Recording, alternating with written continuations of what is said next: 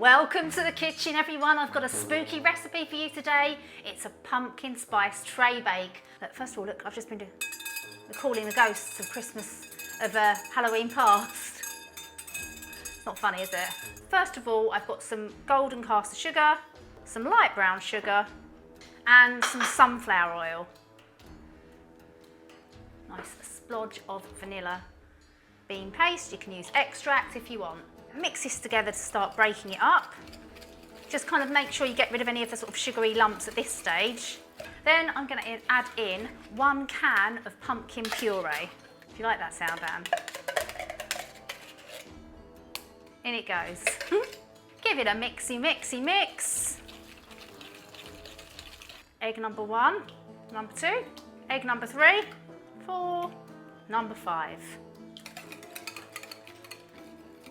So that's your wet mix. Then I've got my self-raising flour and I'm going to add some salt and my homemade pumpkin pie spice mix. Just give it a bit of a mix so it goes all through the flour, so you've got all the spices evenly distributed. And now I'm just going to fold this through, dry it into the wet. Get that all folded through, and I'm just going to use my whisk. Now, just to make the batter nice and smooth, just make sure it's lump free. Lovely. Once you've got your batter lovely and smooth, it's time to pour it into your tray bake tin.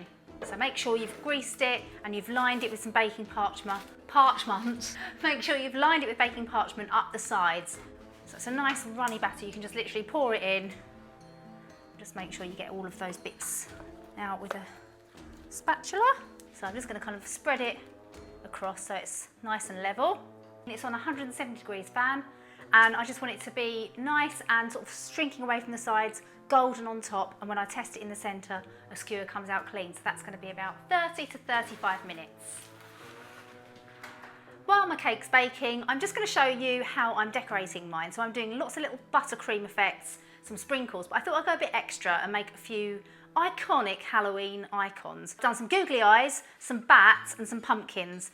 These are really straightforward. I've got some sugar paste, rolled them into balls, pressed them flat, and I've just used a little bit of paste colour to add the little eye detail on top of those, like that. So I'm going to add those on to my buttercream. The bats, I've just rolled out black sugar paste, and I've used a cutter to make kind of little flat bats, which I'm going to have flapping all over the tray bake. The pumpkins are my favourite. I'll show you how to make one of these. So just get a clonk of it, roll it into a ball, and then I'm just putting them on here to dry. So I've got a little bit of icing sugar so they don't stick. So I just pop it on here, flatten it out a bit, sort of make it into a squashed circle, and then you can use a knife, or I've got a blade tool. And I'm just making kind of like 3 lines over the front of my pumpkin to give it that sort of like detail. So I'm using some black sugar paste for the eyes. So I'm just going to go bump, bump. So let me just add his little smile with a paintbrush for this one.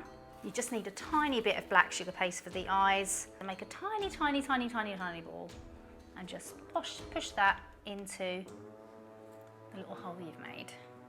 I've used my ball tool and made a kind of like scary mouth. Oh, looks terrified, doesn't he? So that's how to make them. We'll wait for the cake to bake and cool down, and then it's time to bring it to life with its spooky Halloween scene. Okay, my cake has baked and it's cooled. So now I've got my decorating stuff. I've got some buttercream here. So if you want the recipe for buttercream, head over to this video. And I've made it in some like pastel green, pastel purple, and pastel orange, and I'm using some different piping nozzles so I can get a really cool tray bake effect. It's a really good idea to have a clip on your bag so you don't get any buttercream explosion. So when you're using a petal nozzle, you want the fat bit touching the cake and the thin bit facing upwards, and you just go backwards and forwards and make sort of nice wiggly lines. And so nice and close for the ball, just squeeze it like that. And with these balls, it's had a bit of an air bubble there, just finish him off.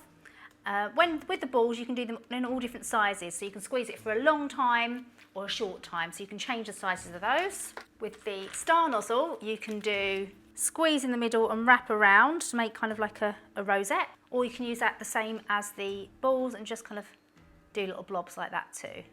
Now let's just go for it. Is that a bit aggressive?